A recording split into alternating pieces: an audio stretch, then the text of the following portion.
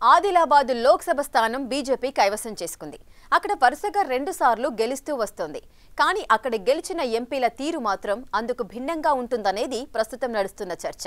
Adilabad parliament segment నుండి గెలిచిన ఎంపీకి పార్టీలో ప్రయారిటీ దక్కడం లేదా? గత ఎన్నికల్లో అక్కడ నుండి గెలిచిన గోడం నగేష్ కావాలనే పార్టీకి దూరంగా ఉంటున్నారా? అసలు ఆయన ఎందుకు పార్టీతో టచ్ మీ నాట్ అన్నట్లు వ్యవహరిస్తున్నారు?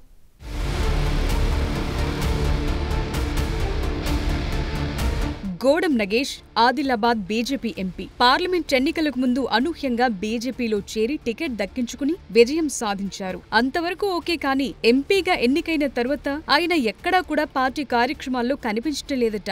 బీజేపీ రాష్ట్ర కార్యవర్గం వైపు కనీసం కన్నెత్తి కూడా చూడటం లేదనేది పార్టీ నేతలంటున్నారు. పార్టీ కార్యక్రమాల్లో సమావేశాల్లో యాక్టివ్ గా లేరనే చర్చ సొంత జిల్లా నేతలతో పాటు రాష్ట్ర నాయకత్వంలో కూడా జోరుగా సాగుతోందట. ఆయన పార్టీ కార్యక్రమాలకు ఎందుకు దూరంగా ఉంటున్నారు? పార్టీ పిలుపునిచ్చిన కార్యక్రమాలను కూడా ఎందుకు చేయటం లేదన్నది చర్చనీయాంశంగా మారింది.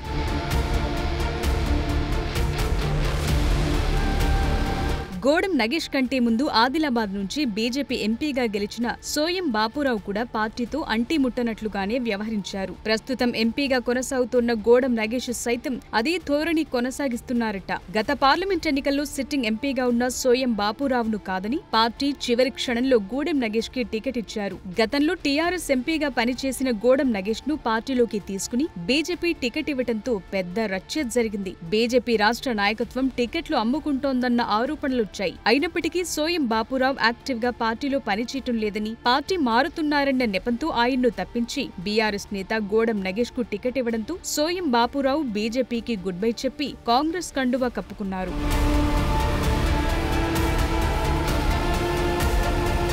అదలా ఉంటే గోడం నగేష్ కూడా పార్టీతో టచ్ మీ నాట్ అన్నట్లుగానే ఉంటున్నారట. తెలంగాణలో బీజేపీ నుంచి 8 మంది ఎంపీలు గెలిస్తే 7 మంది ఎంపీలు ఏదో సందర్భంలో పార్టీ కార్యక్రమంలో కనిపిస్తుంటారు. అధిష్టానం దృష్టిలో పడేందుకు హడావిడి చేస్తుంటారు. కానీ గోడం నగేష్ అందుకు భిన్నంగా ముందడుగులు వేస్తున్నారట. అందుకు కారణం ఆయనకు రాష్ట్ర నాయకత్వం తీరు నచ్చటం లేదట. రాష్ట్ర బీజేపీ కార్యాలయంలో మీడియా సమావేశాలకు అనుమతి ఇవ్వటం లేదని ఆయన దూరంగా ఉంటున్నారట. కనీసం బీజేపీ రాష్ట్ర కార్యాలయంలో గోడం నగేష్ మాత్రం ఇప్పటి వరకు సొంతంగా ఒక్కసారి కూడా ప్రెస్ మీట్ పెట్టిన దాఖలాలు లేవని నాయకులంటున్నారు.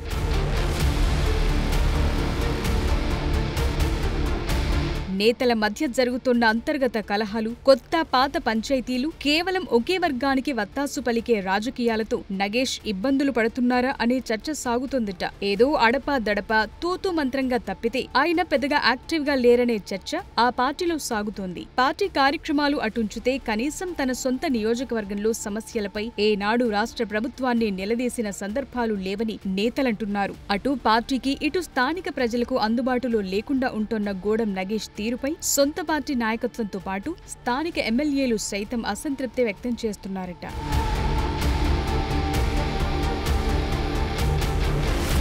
ఆదిలాబాద్ పార్లమెంటు పరిధిలో బీజేపీ నుంచి 4 ఎమ్మెల్యేలున్నారు. సొంత పార్టీ ఎమ్మెల్యేలకు కూడా గోడెం నగేష్ అందుబాటులో ఉండటం లేదని ఫిర్యాదులొస్తున్నాయట. సొంత పార్టీ నేతలకు, పార్టీ కార్యక్రమాలకు దూరంగా ఉంటున్న గోడెం నగేష్ పార్టీలో ఉన్నారా లేరా అనే సందేహాలు వ్యక్తమవుతున్నాయి. సిట్టింగ్ ఎంపీ అసలు సైలెంట్ మోడ్ లో ఉండాల్సిన అవసరం ఎందుకొచ్చిందనేది సస్పెన్స్ గా మారింది. మరి గోడెం నగేష్ యాక్టివ్ అయి ఆ సస్పెన్స్ కు పార్టీ ఫుల్ స్టాప్ పెడతారా, లేక పార్టీనే ఆయన్ని దూరం పెడుతుందో చూడాలి.